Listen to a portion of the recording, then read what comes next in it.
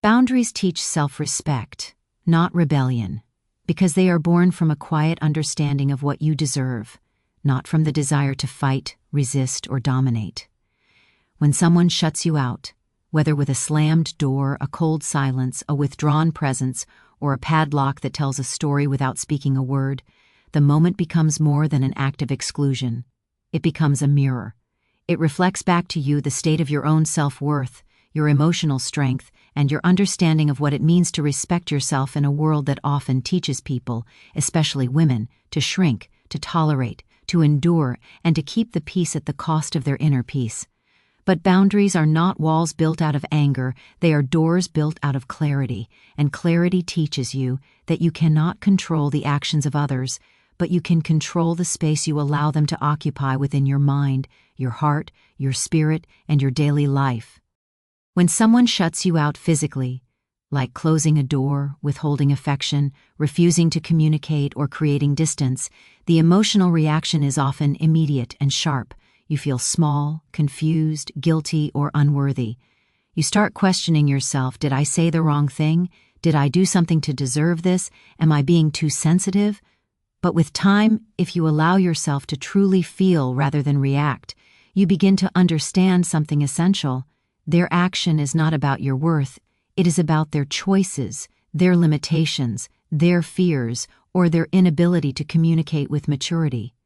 And that understanding becomes the turning point, the moment where you stop personalizing someone else's emotional immaturity and begin defining your own standards. Boundaries are not rebellion because rebellion is fueled by defiance, while boundaries are fueled by wisdom.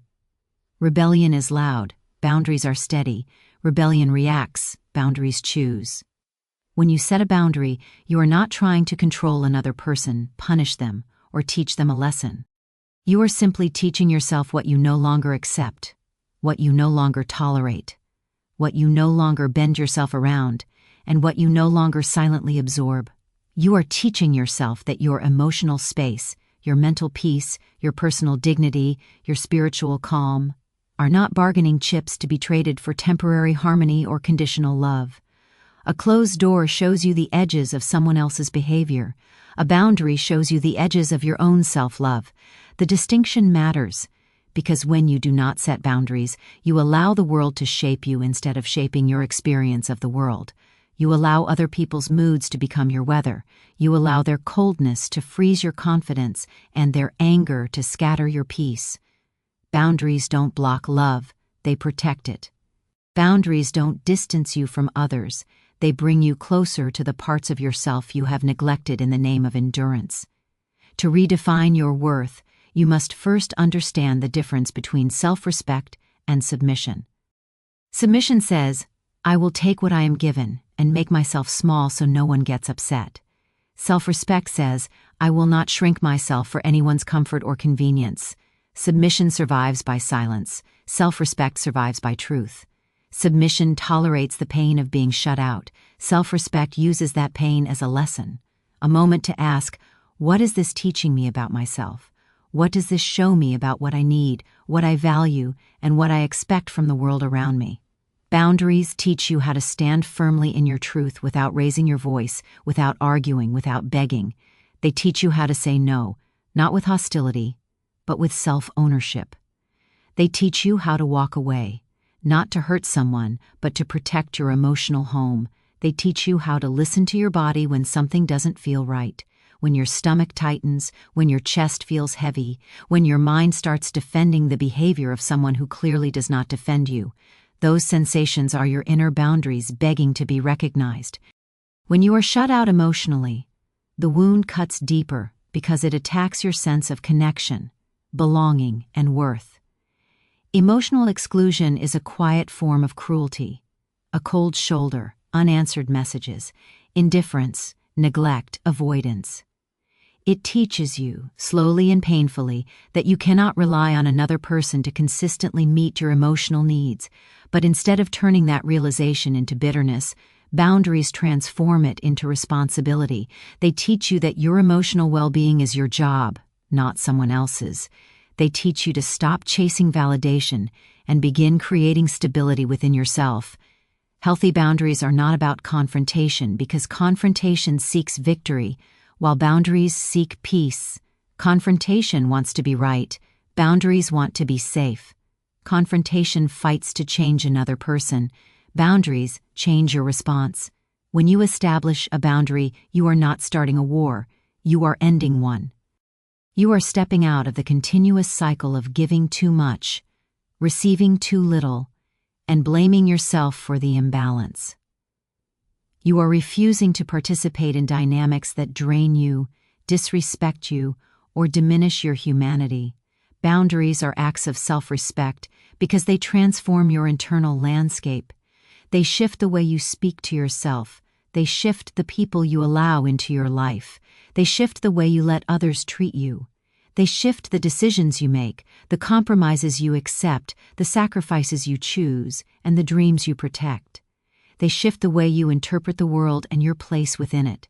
They shift your posture, emotionally, spiritually, and sometimes even physically, because self-respect changes the very way you hold yourself. When someone shuts you out emotionally or physically, you are handed a choice. You can remain outside the door waiting to be let in, or you can decide that your worth does not depend on someone else's permission. Boundaries help you make the second choice. They teach you that waiting for respect is not the same as demanding it. They teach you that your value does not disappear simply because someone refuses to acknowledge it. They teach you that you cannot beg for closeness or force connection. You can only choose proximity with people who see you, hear you, honor you, and understand the weight of your presence.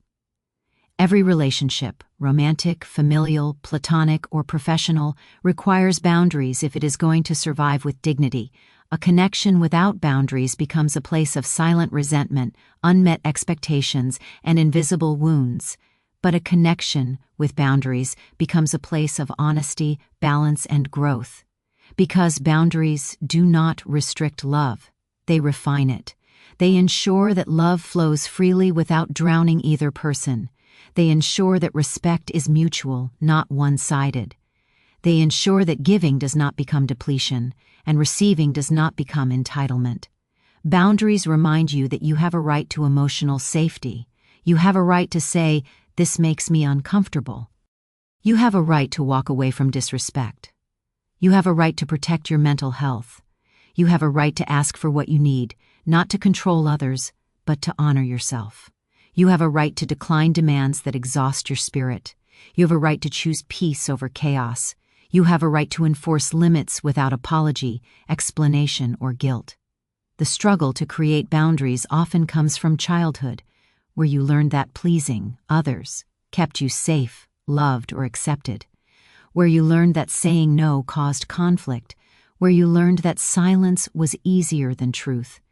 Where you learned to read people's emotions before your own. Where you learned to adapt yourself to fit into environments that never adapted for you. Boundaries feel frightening because they challenge those old survival patterns. They feel selfish because you were conditioned to prioritize others over yourself. They feel harsh because you were taught that kindness means self-abandonment. But boundaries are not abandonment. They are alignment. Alignment with your values, your needs, your self-worth, your peace, and your future. When someone shuts you out, the lesson is not about how to get back inside their emotional space. It is about how to get back inside your own heart. It is about understanding that your worth is not determined by someone's willingness to include you. It is about recognizing that exclusion is not a reflection of your inadequacy, but a reflection of their inability. It is about learning that the most important door you will ever open is the one that leads back to yourself. Boundaries are a form of emotional maturity. They show that you understand the difference between connection and dependency, between love and sacrifice, between intimacy and intrusion. They show that you are willing to protect what matters, instead of letting it erode through silence and tolerance. They show that you are willing to take responsibility for your own emotions, instead of expecting others to rescue you. They show that you are willing to communicate with clarity instead of hoping someone will guess your hurt. They show that you are willing to prioritize your well-being even when it feels uncomfortable, unfamiliar, or unappreciated. When you use boundaries to reclaim your dignity, you step into a new version of yourself, one who no longer begs for gentleness, but expects it, one who no longer fears being alone because solitude becomes a place of healing rather than punishment, one who no longer tolerates emotional neglect disguised as love, one who no longer equates endurance with strength, one who realizes that self-respect is not something you earn from others, it is something you build within yourself. Shutouts, whether emotional, physical, or symbolic, are often the moments that awaken your inner wisdom. They force you to sit with the discomfort of being disregarded. They force you to examine where you have been investing your energy. They force you to question what you have been accepting simply because you feared the consequences of voicing your needs. They force you to evaluate whether the space you are fighting to enter is even worth entering. Boundaries transform that awakening into action. They turn passive suffering into empowered choice. They turn emotional confusion into clarity. They turn vulnerability into strength. They turn pain into wisdom. They turn silence into voice. They turn exclusion into independence. Boundaries are one of the greatest acts of self-education because they teach you lessons that no school, no book, no speech can offer. The lesson of standing up for yourself without stepping on others. The lesson of protecting your heart without hardening it. The lesson of honoring yourself without abandoning compassion. The lesson of valuing peace over approval. The lesson of choosing your well-being over your fear of disappointing others. When someone shuts you out, the situation becomes an invitation to rise into your strength, not sink into self-doubt. It becomes a moment to reaffirm your worth, not question it. It becomes a chance to set a boundary that says, I deserve to be treated with respect, and I will not participate in dynamics that diminish me.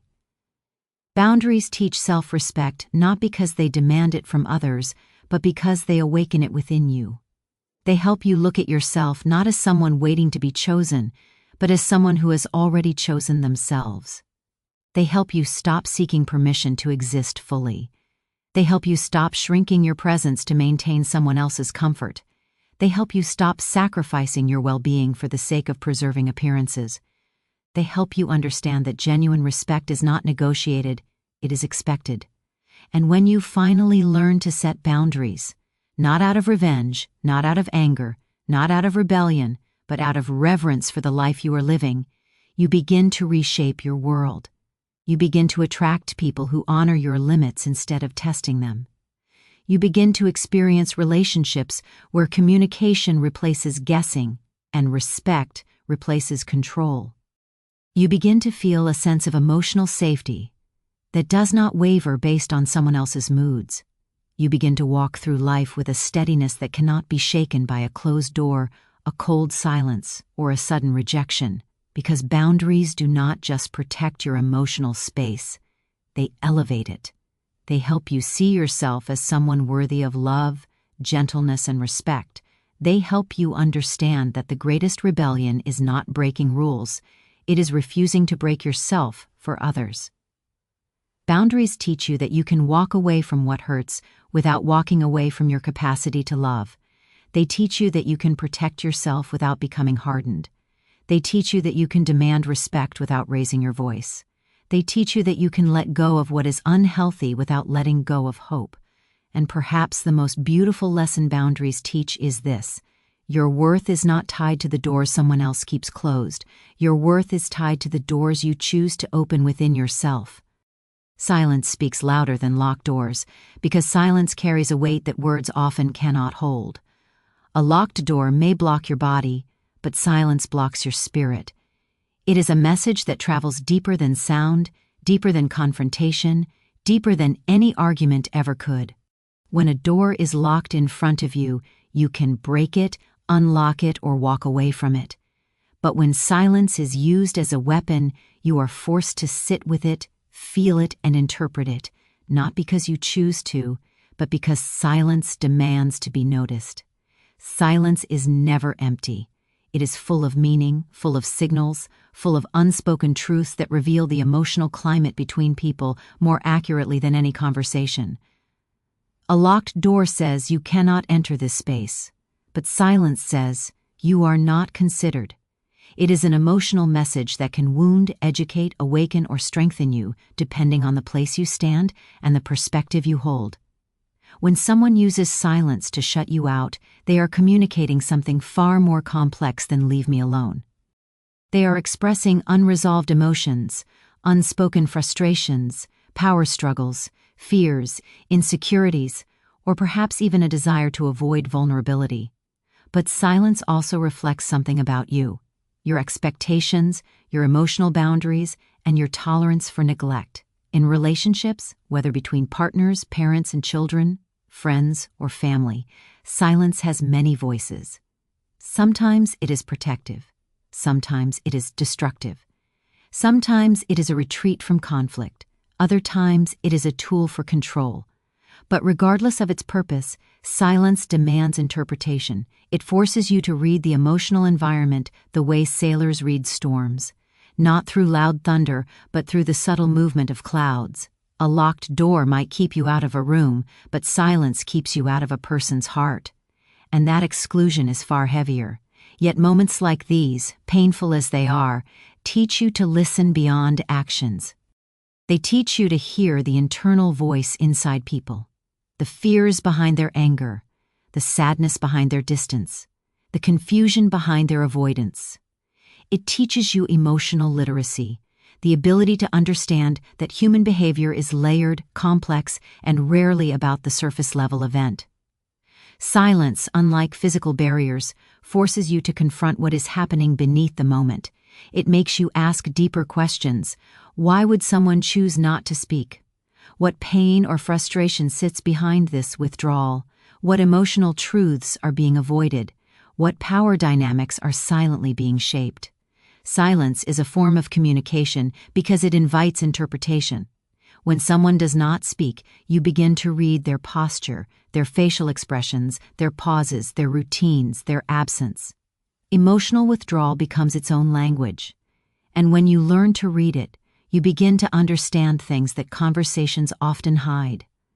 Silence reveals power dynamics. Silence reveals emotional exhaustion. Silence reveals fear of confrontation.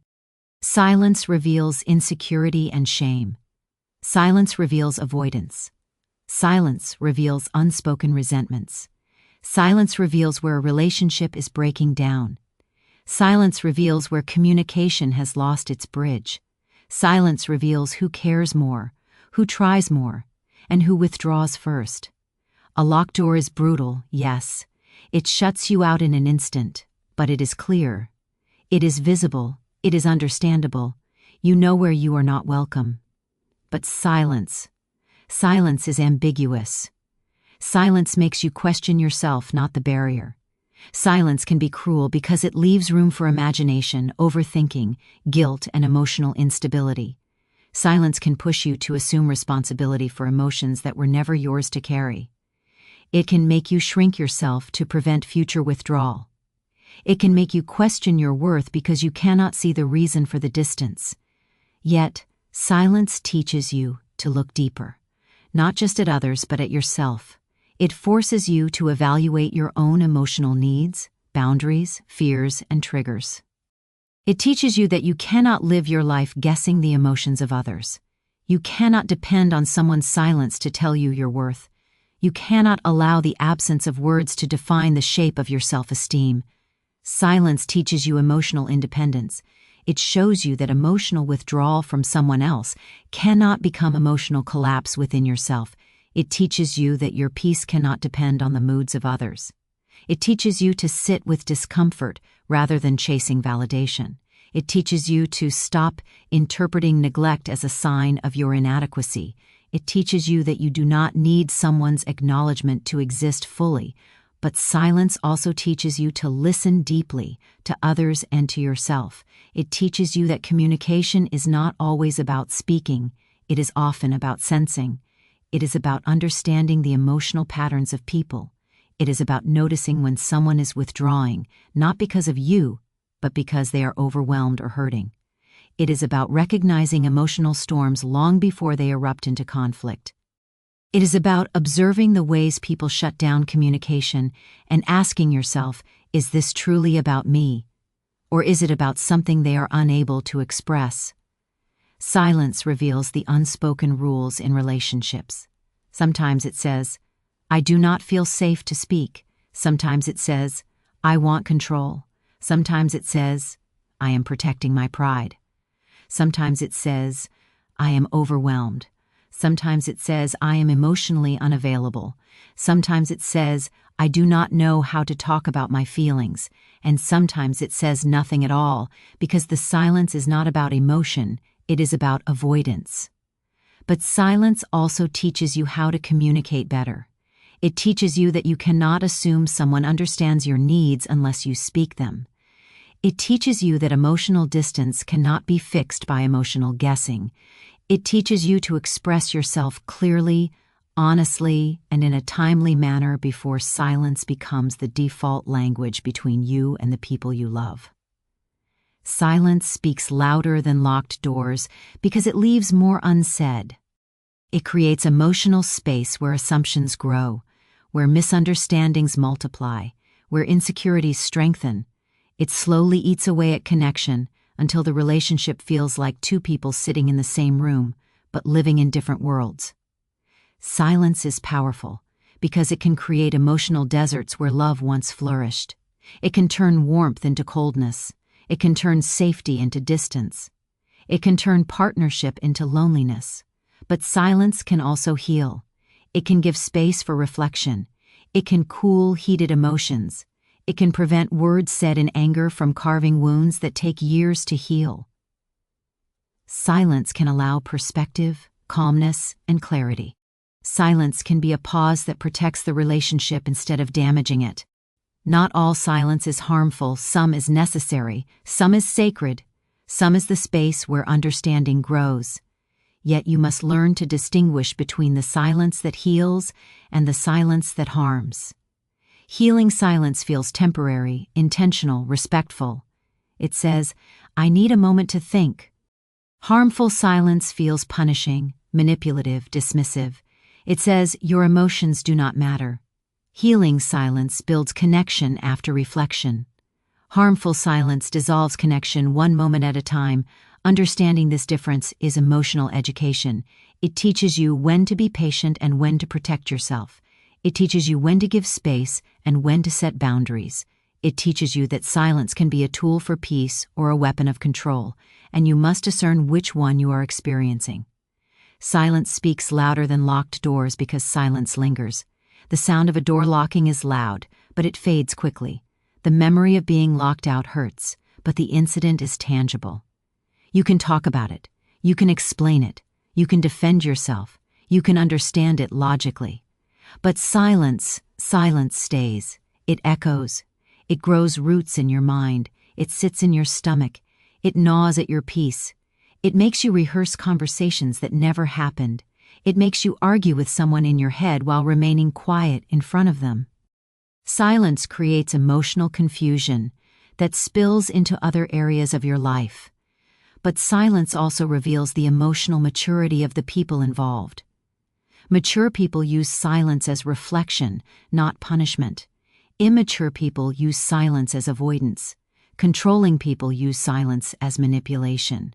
Fearful people use silence as self-protection. Overwhelmed people use silence to pause. Self-aware people use silence to heal. Silence is a window into the emotional intelligence of the person using it. Moments of emotional withdrawal, avoidance, and quiet tension force you to analyze the deeper patterns in relationships. They show you what people cannot express.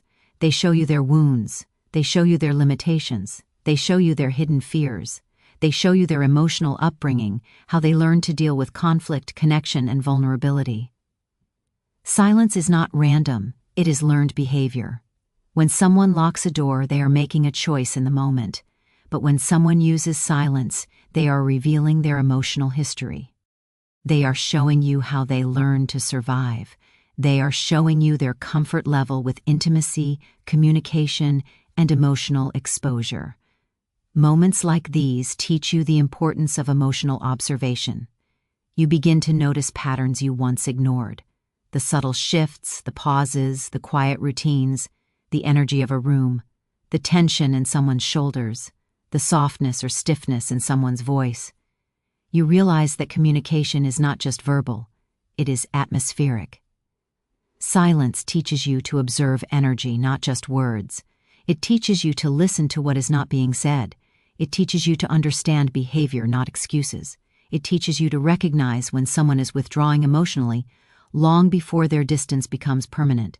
It teaches you that emotional intelligence is the backbone of every healthy connection. But most importantly, silence teaches you something about yourself. It teaches you how you respond to emotional absence. Do you chase? Do you shrink? Do you blame yourself? Do you panic? Do you get angry?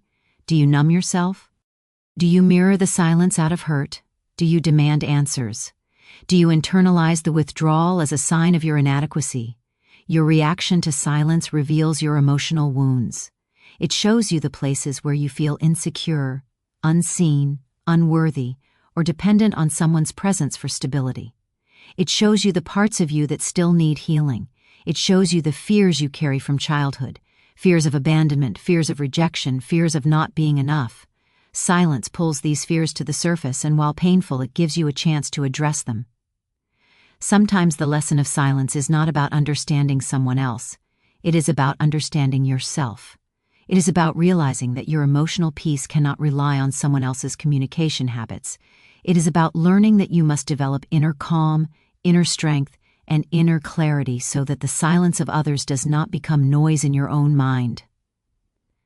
Silence speaks louder than locked doors because it echoes within you long after the moment has passed.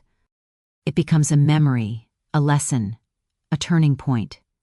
It teaches you the importance of expressing your own feelings before they turn into resentment. It teaches you the importance of choosing relationships where words flow freely, where communication is safe, where emotions are respected, and where silence is used for reflection, not punishment. It teaches you that locked doors can be broken open if necessary, but silent distance can only be bridged by mutual willingness. It teaches you that emotional connection requires presence, effort, and communication, not avoidance. It teaches you that healthy relationships are built by people who speak, listen, understand, and grow together, not by people who shut down, withdraw, and hide behind silence. Silence, then, becomes one of the greatest teachers of emotional wisdom. It teaches you when to stay, when to walk away, when to speak, and when to listen. It teaches you the value of clarity over guessing, truth over assumption, communication over avoidance. Silence shows you the difference between emotional presence and mere physical presence. And when you finally understand its language, when you learn to hear silence without feeling threatened by it, you become emotionally stronger. You become wiser. You become more stable. You become more perceptive. You become someone who does not crumble at the quietness of others because you have learned to speak within yourself. Silence speaks louder than locked doors because it teaches you that emotional understanding is not found in noise. It is found in awareness. It teaches you to listen not just with your ears, but with your intuition. It teaches you that the deepest truths are often unspoken. And it teaches you that your peace depends not on the volume of others, but on the strength of your own inner voice. Strength awakens when fear has no place left to stand, because every human being carries within them a point of breaking and a point of becoming. When someone feels cornered, disrespected, ignored, or pushed into emotional darkness, something shifts inside them. Survival instinct, which usually stays quiet, rises from its sleep.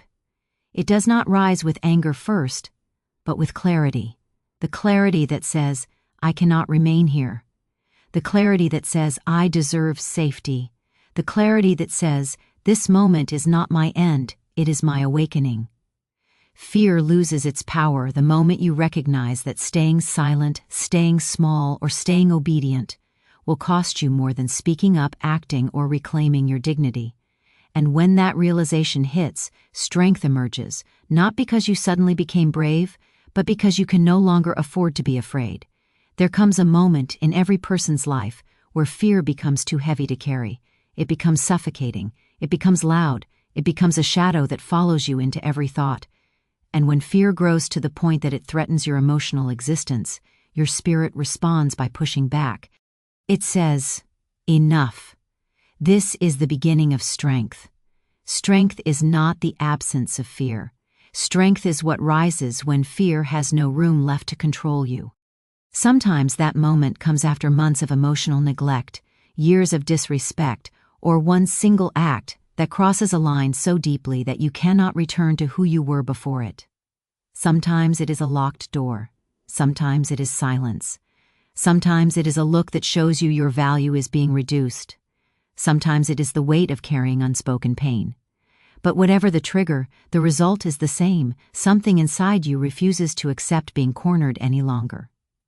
This inner shift is not loud or dramatic in the beginning. It starts quietly, with awareness. You begin to realize that the situation you are in is not sustainable. You begin to feel that your dignity, your emotional safety, your sense of belonging are slipping away. You start observing the energy around you more clearly. You notice the disrespect that once seemed normal. You notice the patterns you tolerated because fear told you to endure. You begin to see yourself differently, not as someone who must accept this treatment, but as someone who has the right to protect their peace. This awareness builds layer by layer, until one day it becomes stronger than fear itself. That is the moment strength awakens. That is the moment you decide to act. It could be breaking a door, not because of violence but because of survival, because you realize that being shut out physically or emotionally is a violation of your humanity. You realize that no closed door has the right to define your worth. You realize that silence is not a home. You realize that waiting for someone else to respect your presence is a prison you can no longer live in. And so you act, not recklessly, but necessarily. Breaking a door becomes symbolic of breaking every pattern that tried to cage your spirit. It becomes symbolic of breaking through fear, through silence, through emotional confinement, through the belief that you must endure mistreatment to maintain peace. Sometimes breaking a door is not about entering the room, it is about exiting the version of yourself that was afraid. But not all awakenings are physical. Sometimes the door you break is internal, a mental door that kept you locked in cycles of patience, sacrifice, and emotional suppression. Sometimes the strength that rises is the strength to walk away, to say no, to refuse disrespect, to stop apologizing for wanting peace. Sometimes the moment of courage comes not with noise, but with quiet determination. Sometimes the breaking happens inside, long before it is visible outside. When people feel cornered, their instinct is to survive.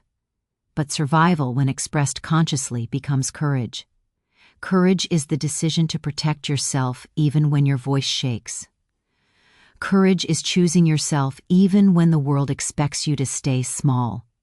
Courage is stepping forward even when uncertainty stands in front of you. Courage is saying, "I matter." Fear thrives in darkness, in silence, in confusion, in emotional isolation. But when someone corners you emotionally, a strange thing happens. The darkness forces you to look inward. And inside yourself you rediscover a strength you had forgotten. Perhaps it was buried under responsibilities. Perhaps it was buried under loyalty. Perhaps it was buried under hope that things would change. But once you see it again, you cannot unsee it. When fear has no place left to stand, strength becomes the only option. Strength is not always dramatic. It can look quiet, steady, even soft. It can be the strength to take a deep breath and speak your truth, the strength to leave a room that no longer feels safe, the strength to refuse manipulation, the strength to put your needs first, the strength to break cycles you inherited, the strength to walk away instead of enduring disrespect, the strength to rebuild yourself after being emotionally torn down. People often misunderstand strength, thinking it is something that appears out of nowhere in moments of crisis. But strength is built over time. In the small choices, in the quiet sacrifices, in the emotional battles no one sees. It grows in the hidden corners of your heart, waiting for the moment it is needed. And when the moment arrives, you realize that you are not acting from sudden bravery. You are acting from years of endurance. When someone feels cornered, their sense of self becomes sharper. Their instincts become clearer. Their tolerance evaporates. Their patience turns into resolve. The fear that once held them back begins to crumble because staying afraid becomes more painful than acting. It is in these moments that people discover their ability to rise. This awakening is not an act of aggression. It is an act of self-preservation. It is the act of reclaiming the space you are entitled to.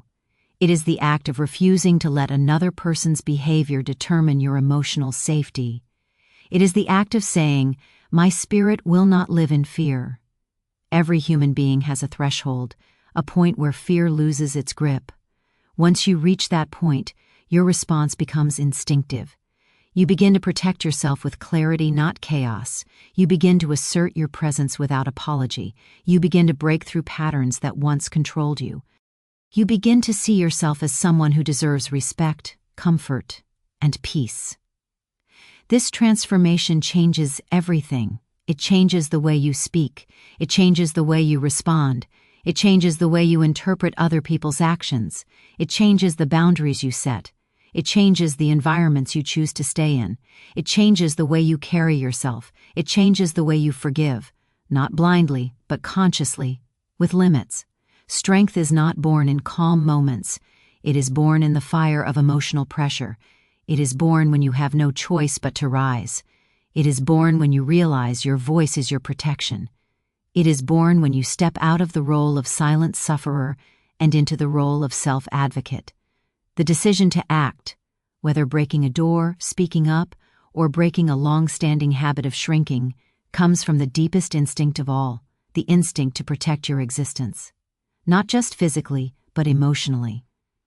People often think survival is simply about staying alive, but true survival is about staying whole, staying emotionally intact, staying mentally stable, staying spiritually grounded, staying safe in your own body and mind. When someone pushes you emotionally into a corner, they underestimate the power of your inner strength. They assume fear will keep you still.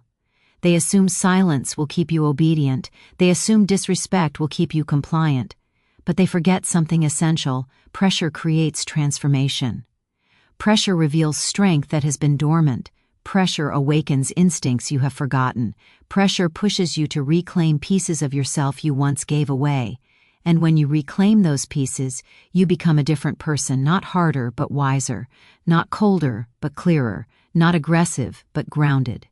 You stop accepting what harms you. You stop internalizing disrespect. You stop waiting for validation. You stop tolerating emotional neglect. You stop living in fear. Strength awakens when fear loses its place because strength is your natural state. Fear is the interruption.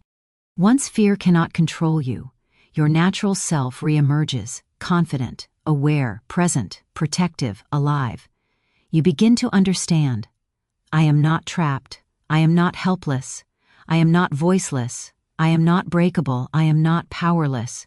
You begin to see the truth that fear tried to hide from you. Your courage was always there. It was simply waiting for the moment it could no longer afford to sleep. And once that courage wakes up, it does not go back to sleep. It transforms you permanently. It becomes a part of your identity. It becomes the voice inside you that says, "Never again." It becomes the shield you carry throughout the rest of your life. It becomes the confidence that shapes your decisions. It becomes the intuition that guides your relationships. It becomes the foundation upon which you rebuild your life. Because courage is not just a moment, it is a turning point. Once awakened, it becomes your constant companion. It reminds you that you have survived worse. It reminds you that you are stronger than the situations that tried to break you. It reminds you that fear cannot imprison you unless you let it. It reminds you that you have the right to walk into any space with purpose, not permission. It reminds you that your safety, your peace, your dignity are non-negotiable. Strength awakens when fear has no place left to stand because your spirit refuses to live small. Your soul refuses to be caged. Your heart refuses to be silenced. And your life refuses to be defined by circumstances that diminish you. When that awakening comes, it changes everything, not just the moment but the path ahead. It becomes the moment you look back on and say, "That is the day I found myself." Healing comes from standing up, not staying quiet, because silence is not simply the absence of sound. It is the weight that settles on the chest, the knot that forms in the throat, the invisible chain that tightens slowly over time. Many people believe that staying quiet keeps the peace, prevents conflict, or maintains stability. But in truth, silence often preserves the very things that are hurting us. Healing begins the moment a person decides that their well-being, their dignity, and their right to exist freely are more valuable than the comfort of avoiding confrontation. Standing up is not always loud or aggressive. Sometimes it is a gentle but firm declaration of self-worth, a refusal to disappear into the background, a decision to no longer shrink for the benefit of others. It is an act of courage, yes, but more importantly, it is an act of self-restoration. When a person has endured emotional neglect, disregard, or disrespect, they learn to internalize quiet as survival. They make themselves small to prevent arguments, soften their voice to prevent blame, or hold back tears to prevent being seen as too emotional. But healing requires the exact opposite. It requires stepping into the space one has been pushed out of, embracing the parts of oneself that were once suppressed, and choosing presence over invisibility. Standing up does not always mean raising your voice. It means raising your sense of value. It means choosing to be heard even if your words tremble. Choosing to occupy space even if your knees shake. Choosing to protect your peace even if someone calls it stubbornness. It is the moment you realize that your safety, your mental stability, and your emotional truth are worth defending, even if others do not understand why. There is a powerful transformation that occurs when someone who has been quiet for too long finally decides to speak. The voice, once soft and hesitant, becomes an instrument of clarity. The boundaries, once blurry, become firm lines of self-respect. And the spirit, once fatigued, begins to rise again. This is because speaking up is not just about addressing a situation. It is about reclaiming the parts of yourself that silence stole. It is about saying, "I exist and my feelings are real," after years of being treated as though your emotions were inconveniences. It is about releasing the weight of unspoken thoughts and allowing healing to flow into the open spaces, created when truth is finally allowed to breathe. Healing through standing up also dismantles the patterns that pain tries to pass down. When a person stays quiet in the face of disrespect, the next generation learns to do the same. Children watch their elders swallow their truth, hide their hurt, or pretend everything is fine, and unconsciously they adopt these behaviors as normal. But when someone stands up, calmly, firmly, wisely, they show future generations that courage is not about fighting, it's about advocating for oneself. They show that healing is not inherited, it is chosen. The moment someone stands up and says, "This is not right," they crack open the door for those who follow to live with more freedom, honesty, and emotional security. They become a living example that breaking silence is an act of love, not rebellion. It is important to understand that healing through standing up is not immediate. It is a gradual process, sometimes slow, sometimes painful, but always meaningful. The first step is often the hardest, acknowledging that something is hurting you. Many people numb themselves to their own pain because acknowledging it feels too overwhelming. But once awareness arrives, once the heart whispers, "I deserve better," the journey begins. Standing up becomes a series of small acts, expressing a feeling instead of burying it, asking a necessary question instead of avoiding it, or taking a difficult action that protects your mental and emotional health. Each act may seem small, but together they build the foundation for long-lasting healing. Standing up also teaches you to trust yourself again. Silence often forces a person to second-guess their intuition. They begin to wonder, am I overreacting? Am I expecting too much? Am I the problem? This erosion of self-trust is one of the deepest wounds silence inflicts. But the moment a person stands up, even in a small way, their intuition is validated. They feel the strength in their spine again, the steadiness in their breath, the truth in their heartbeat. They begin to recognize that their emotional responses are not weaknesses but signals. Their discomfort is not dramatics but data. Their instincts, once dismissed, become guides toward a healthier life. And as they continue to stand up, their self-trust grows stronger than the doubts silence once planted. There is also a spiritual aspect to this process. Standing up is a form of alignment, aligning your outer life with your inner truth. When you live in silence, your inner world and outer world become mismatched. You feel one thing but say another. You want one thing but accept less. You hope for peace but settle for tolerance. This creates internal conflict, emotional exhaustion, and a sense of living half a life. But when you stand up, you bring your internal truth to the surface. You create harmony between what you feel and what you allow. This alignment is deeply healing because it restores authenticity, grounding, and emotional freedom. Standing up is also a declaration of worthiness. It tells the world, and more importantly yourself, that you deserve respect, compassion, and safety. Often, people who stay silent believe on some level that their needs are less important than others. They fear being a burden, causing trouble, or disrupting harmony. But healing teaches you that you are not a burden. You are a human being with valid emotions and needs. And advocating for those needs is not selfish. It is necessary. Standing up becomes a daily affirmation: I matter. My feelings matter. My presence matters. This shift in mindset is transformative because a person who knows their worth does not allow mistreatment to linger without accountability. Another powerful layer of healing comes from the energy that standing up releases. Suppressed emotions don't disappear, they settle into the body as tension, anxiety, or fatigue. Over time, this stored stress becomes emotional residue that affects both mental and physical well-being. But when you stand up and speak your truth, you release that trapped energy. You unburden your heart, lighten your shoulders, and allow your nervous system to relax. You create space for new emotions, clarity, confidence, peace to enter. The body responds with relief, the mind responds with clarity, and the spirit responds with gratitude. Healing becomes a full-body experience. When someone stands up after years of silence, they redefine their story. Instead of being a passive character in their own life, they become the author.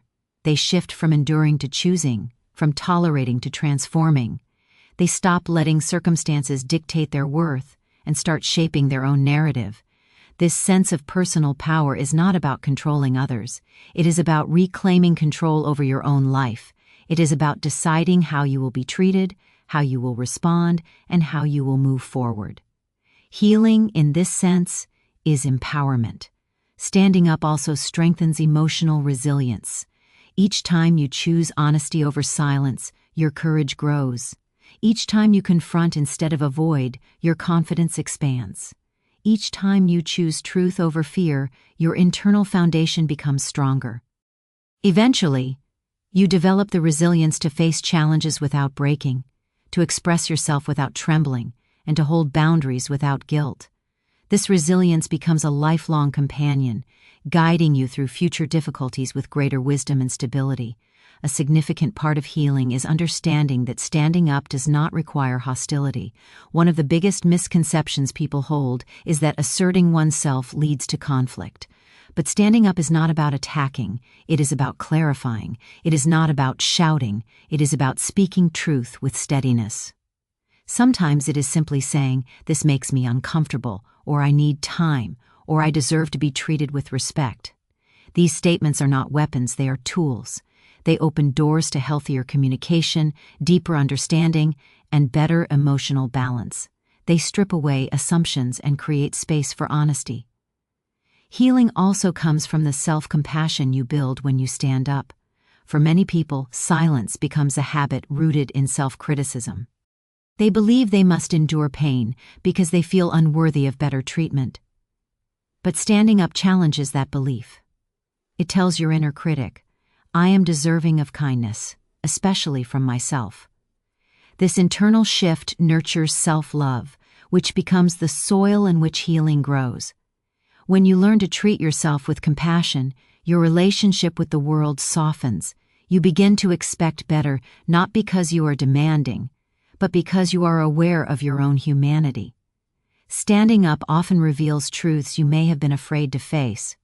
Sometimes, silence protects you from seeing the reality of a situation, how someone feels about you, how a dynamic has changed, or how unhealthy a relationship has become.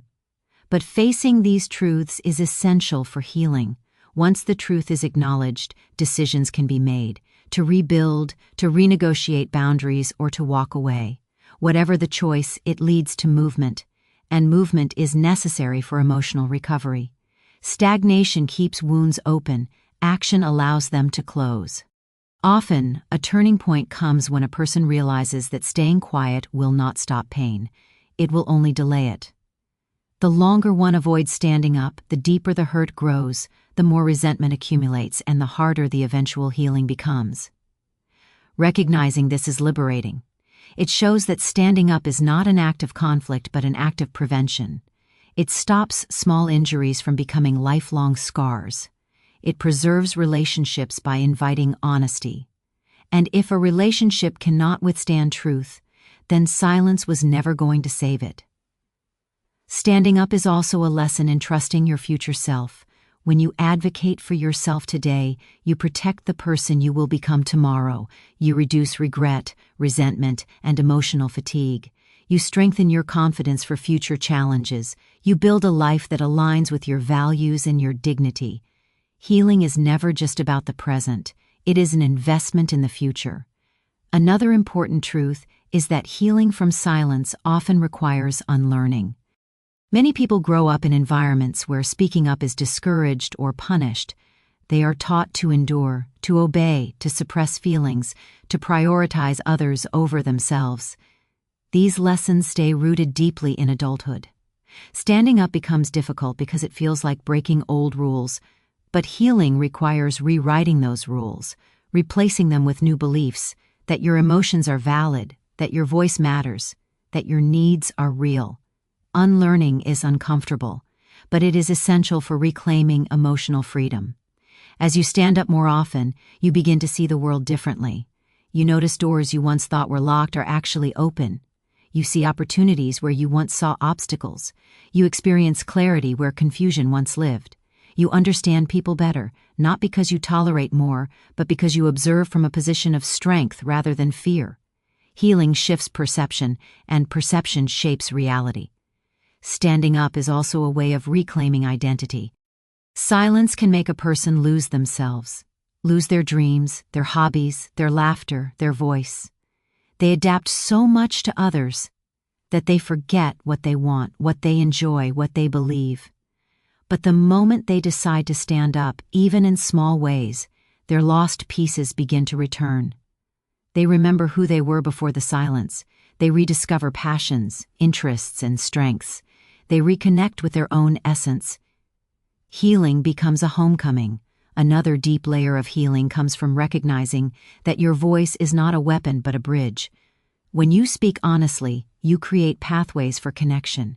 You allow people to understand your inner world. You give them the chance to respond with empathy. You open doors for reconciliation, improvement, or closure. Silence builds walls. Standing up builds bridges. And through those bridges, relationships grow stronger, or people part ways with clarity instead of confusion. There is also a therapeutic release that comes from acknowledging your emotions out loud. Emotions that are hidden grow heavy. Emotions that are spoken grow lighter. Standing up allows you to name your wounds, and naming them is the first step to healing.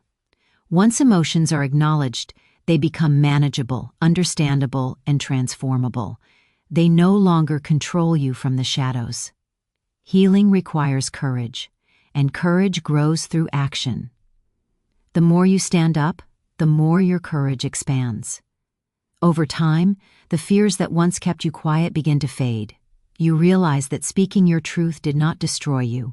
In fact, it strengthened you. You understand that your voice has power, not to harm, but to heal.